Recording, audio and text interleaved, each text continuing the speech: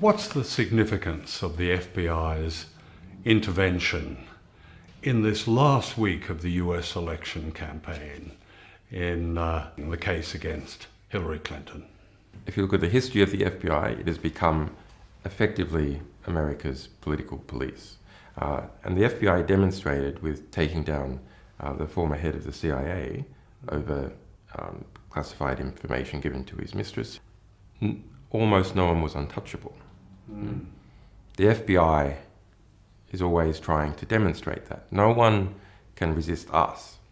But Hillary Clinton very conspicuously resisted the FBI's investigation. So there's anger within the FBI because it made the FBI look weak. Well, we've published quite a number of different sets of emails. So about 33,000 of Clinton's emails while she was Secretary of State. They come from a batch of just over 60,000 emails. In that 60,000 emails, Clinton has kept about half, 30,000, to herself, and we've published about half. And then there's the Podesta emails we've been publishing. Podesta is Hillary Clinton's primary campaign manager. So there's a thread that runs through all these emails. There is quite a lot of pay for play, as they call it, giving access in exchange for money for many different states, individuals and corporations, combined with the cover-up of the Hillary Clinton emails while she was Secretary of State, has led to an environment where the pressure on the FBI increases. I mean, the Clinton campaign has said that Russia is behind all of this. It says that Russia has manipulated the campaign and is the source for WikiLeaks and its emails. The Clinton camp has been able to project a kind of neo-McCarthyist hysteria that Russia is responsible for everything. Hillary Clinton stated multiple times, falsely, that 17 US intelligence agencies had assessed that Russia was the source of our publications. Okay. That's false. We can say that the Russian government is not the source, yes. WikiLeaks has been publishing for 10 years. In that 10 years, we've published 10 million documents, several thousand individual publications, several thousand different sources. And we have never got it wrong.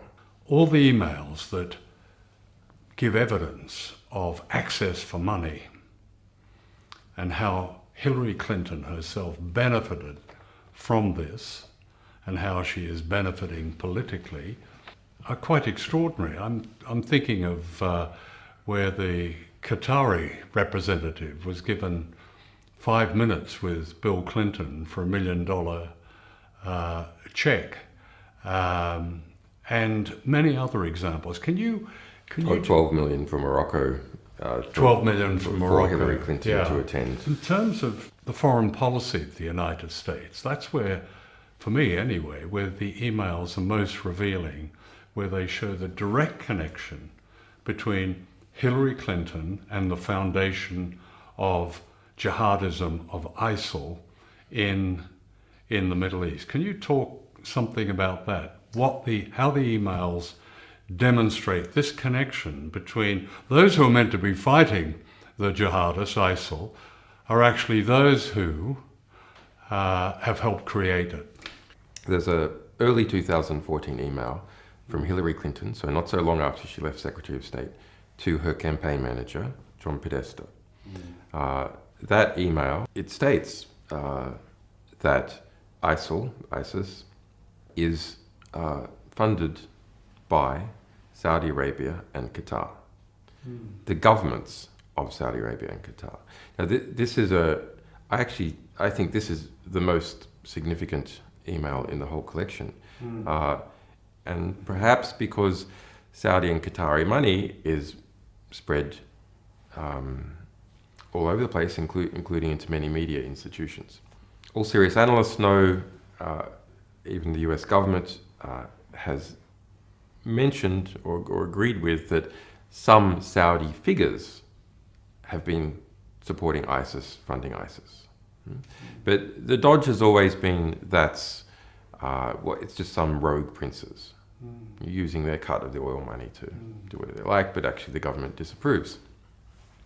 But that email says that no, it is the governments of Saudi and the government and Qatar that have been funding ISIS. The Saudis, the Qataris, the Moroccans, the Bahrainis, particularly the Saudis and the Qataris, are giving all this money to the Clinton Foundation, while Hillary Clinton is Secretary of State, and the State Department is approving massive arms sales, particularly to Saudi Arabia. Under Hillary Clinton, and our Clinton emails reveal significant discussion about it, the largest ever arms deal in the world was made with Saudi Arabia, more than $80 billion. In fact, during her tenure as Secretary of State, total arms exports from the United States in terms of the dollar value doubled. And of course, the consequence of that is that this notorious terrorist jihadist group called ISIL or ISIS is created largely with money from the very people who are giving money to the Clinton Foundation. Yes. That's extraordinary. Look, Hillary Clinton's just a person. I actually feel quite sorry for Hillary Clinton as a person because I see someone who is eaten alive by their ambitions, tormented, literally to the point where they become sick. You know, they faint as a result of going on with their ambitions. But she represents a whole network of people and a network of relationships also with particular states. The question is, how does Hillary Clinton fit in this broader network?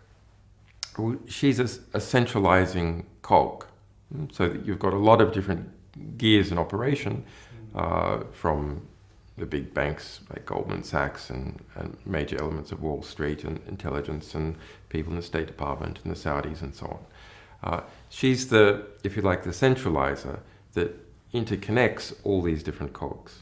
She's a smooth central representation of all that.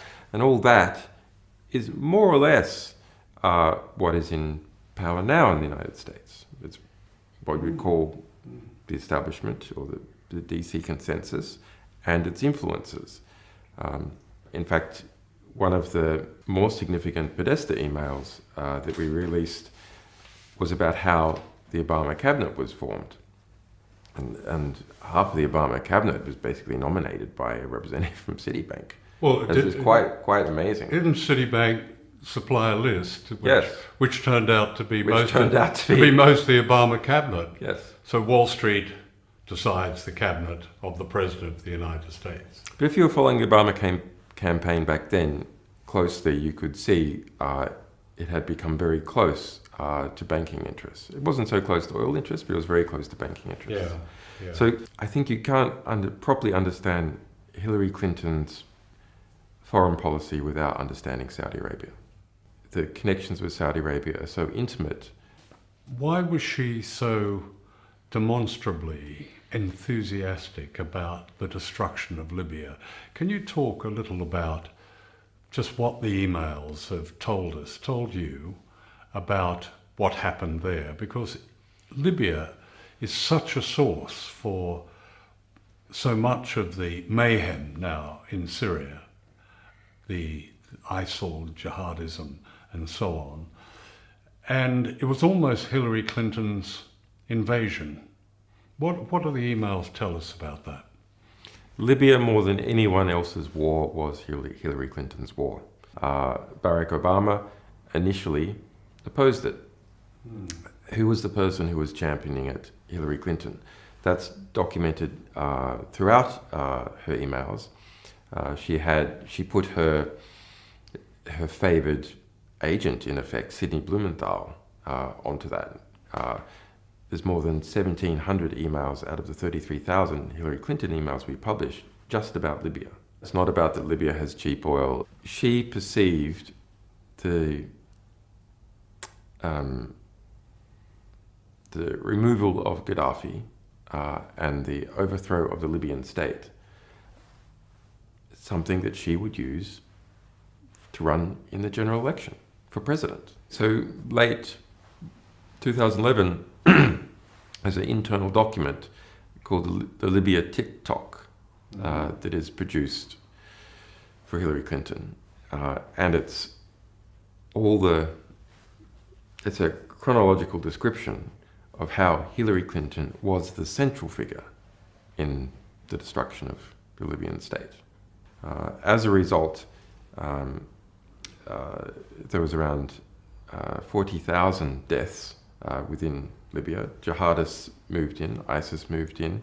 That led to the European refugee and migrant crisis, because not only did you have people fleeing Libya, people then fleeing Syria, destabilization of other African countries as a result of arms flows. The Libyan state itself was no longer able to control movement of people through it. Libya faces onto the Mediterranean. And so it had been effectively the cork in the bottle of Africa. So all problems, economic problems, civil war in Africa, previously people fleeing those problems didn't end up in Europe because Libya policed the Mediterranean. And that was said explicitly at the time, back in early 2011 by Gaddafi. What do these Europeans think that they're doing, trying to bomb and destroy the Libyan state? There's going to be floods of migrants out of Africa and jihadists into Europe, and that is exactly what happened. You get a lot of complaints from people saying, what is WikiLeaks doing? Are they trying to put Trump in the White House? My analysis is that Trump would not be permitted to win. Why do I say that? Because he's had every establishment offside. Trump doesn't have one establishment, maybe with the exception of the evangelicals, if you can call them an establishment. But banks, intelligence, arms companies, well, they all want him beat, foreign money, etc., is all united behind Hillary Clinton, and the media as well. So media owners and even journalists themselves. The accusations that WikiLeaks is in league with the Russians, and you hear people saying, well, why doesn't WikiLeaks investigate and publish emails on Russia? We have published over 800,000 documents of various kinds that relate to Russia. Most of those are critical. And a great many books have come out of our publications about Russia, most of which are critical. And our documents have gone on to be used in quite a number of court cases, refugee cases of people fleeing some kinds of claimed political persecution in Russia, which they use our documents to back up.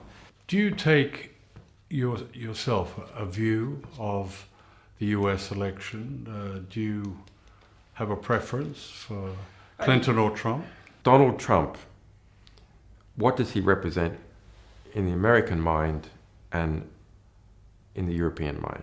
He represents American white trash. Deplorable and irredeemable. Basically the same thing. It means from a establishment or educated, cosmopolitan, urbane perspective, these people are, they're like the rednecks, and you can't, like, they're just, can never deal with them.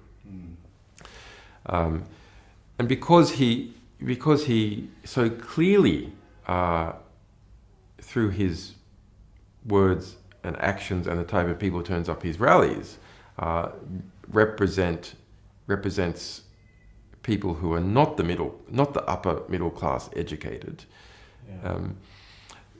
there's a fear of seeming to be associated in any way with that, a social fear that lowers the class status of anyone who can be accused of somehow assisting in any way Trump, including by criticizing Clinton. Yeah. And if you look at how the middle class gains its economic and social power, it makes absolute sense. I'd like to talk about Ecuador, the small country that has given you refuge and given you asylum in this embassy in London. Now, Ecuador cut off the internet from here, where we're doing this interview, in the embassy, for the clearly obvious reason that they were concerned about appearing to intervene in the US election campaign. Can you talk about why they would take that action and your own views on Ecuador's support for you? Let's go back 4 years ago. Right. Ecuador, I made an asylum application to Ecuador in this embassy because of the US extradition case. Yeah. And the result was, after a month, I was successful in asylum application, and then the embassy has been surrounded by police. Quite an expensive police operation, which the British government admits to spending more than £12.6 million. They admitted that over a year ago. And now there's undercover police and there's robot surveillance cameras of various kinds. So that there has been a quite serious conflict right here in the heart of London between Ecuador, a country of 16 million people, and the United Kingdom and the Americans who have been helping on the side. So that was a brave and principled thing for Ecuador to do. Now we have the US election on foot. The Ecuadorian election is in February next year. You have the White House feeling the political heat as a result of the true information that we have been publishing. WikiLeaks does not publish from the jurisdiction of Ecuador, from this embassy, or in the territory of Ecuador. We publish from France, we publish from Germany, we publish from the Netherlands, and a number of other countries, so that the attempted squeeze on WikiLeaks is through my refugee status. And this is really intolerable. If you try and get at a publishing organization to try and prevent it publishing true information that is of intense interest to the American people and others about an election. Tell us what would happen if you walked out of this embassy. So I would be immediately arrested by the British police, and I would then be extradited either immediately to the United States or to Sweden. In Sweden I am not charged. I've already been previously cleared, etc. Yeah. So we're not certain exactly what would happen there, but then we know that the Swedish government has refused to say that they will not extradite me to the United States, and they have extradited 100% of people that the US has requested since at least 2000. So over the last 15 years, every single person the US has tried to extradite from Sweden has been extradited, and they refuse to provide a guarantee. So it's, yeah. I mean, people often ask how you cope with the isolation here. Look, one of the best attributes of human beings is that they are adaptable. One of the worst attributes of human beings is they are adaptable. They adapt and start to tolerate abuses. They adapt to being involved themselves in abuses. They adapt to adversity and continue on. So in my situation, frankly, I'm a bit institutionalized. This is this is the world. Yeah. Visually, this is the world. It's the world without sunlight, for one thing, isn't it? It's a world without sunlight, but I haven't seen sunlight in so long. Like, I don't remember it. So, yeah, you adapt. The one real irritant is that my young children, they also adapt. They adapt to being without their father. That's a hard adaptation, which they didn't ask for. Do you worry about them? Yeah, I worry about them. I worry about their mother. Yeah. Some people would say, well, why don't you end it and simply walk out the door and allow yourself to be extradited to Sweden? The UN has looked into this whole situation. They spent 18 months in formal adversarial litigation, me at the UN versus Sweden and the UK. Who's right? The UN made a conclusion.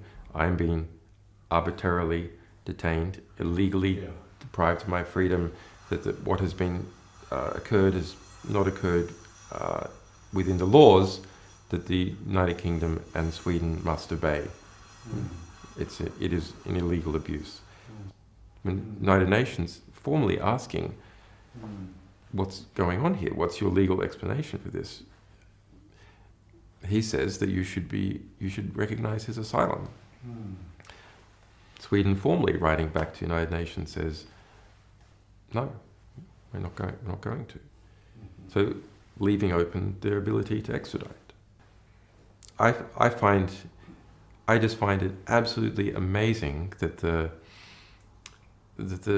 narrative about this situation is not put out publicly in the press. Because it doesn't suit the Western establishment narrative that, yes, the West has political prisoners. It's a reality. It's not just me. There's a bunch of other people as well. The West has political prisoners. No state accepts to call the people it is imprisoning or detaining for political reasons political prisoners. They don't call them political prisoners in China. They don't call them political prisoners in Azerbaijan. And they don't call them political prisoners in the United States, UK, or Sweden.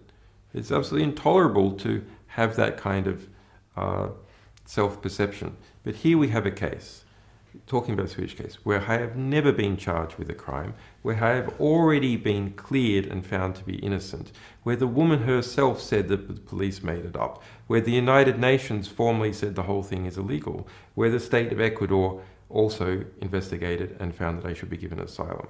Those are the facts. But what is the rhetoric? Different. The rhetoric is constantly pretending that I have been charged with a crime, never mentioning that I have been already previously cleared, never mentioning that the woman herself says that the police made it up, trying to avoid that the UN formally found that the whole thing is illegal, never even mentioning that Ecuador made a formal assessment through its formal processes and found that, yes, I am subject to persecution by the United States.